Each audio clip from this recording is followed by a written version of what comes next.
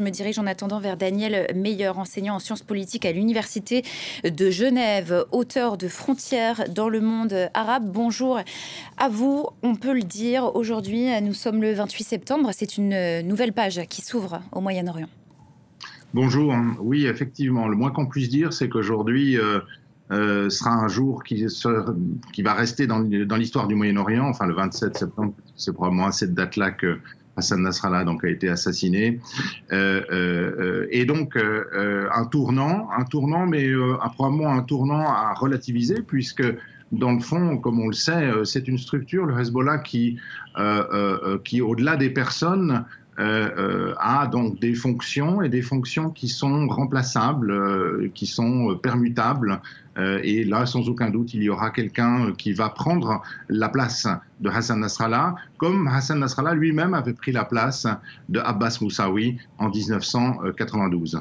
Il a malgré tout, Hassan Nasrallah a malgré tout eu un record de longévité à la tête du mouvement. Notre spécialiste des questions internationales, Gauthier Ribinski, nous parlait tout à l'heure d'une humiliation du Hezbollah de la part de l'armée israélienne. Est-ce que vous partagez cette analyse? Une humiliation, notamment l'attaque des beepers et toute cette semaine qui a abouti à ce dénouement qui est la mort du chef?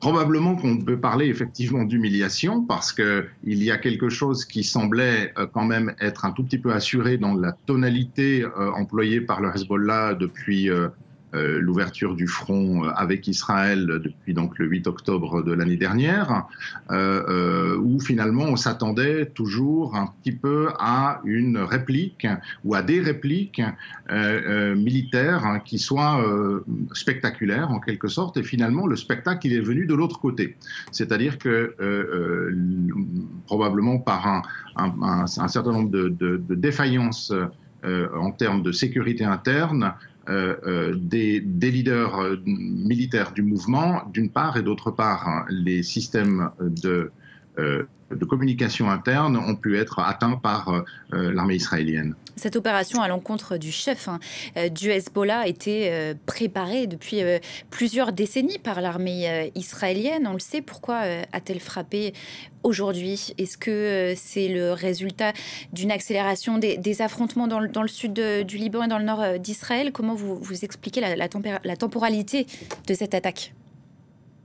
Bon, finalement, on n'est pas dans le secret non plus de l'opérationnel de l'armée israélienne, mais sans aucun doute qu'il y avait une sorte de gradation stratégique dans cette série d'opérations qui a lieu donc depuis une semaine et qui frappe le Hezbollah et ses agents. Et donc, d'une certaine façon, cibler Hassan Nasrallah a été non seulement un travail de longue haleine, mais sur je dirais, les derniers moments, ça a été l'opportunité, lorsqu'on a l'information dans les services de renseignement, eh bien, on a une information qui doit être mise à profit très rapidement, dans des délais très courts. Et je pense que c'est exactement ce qui s'est passé, très probablement qu'il y avait donc suffisamment d'un faisceau d'informations pour savoir où se trouvait le leader du mouvement, précisément donc hier soir. Daniel Meyer, vous restez avec nous.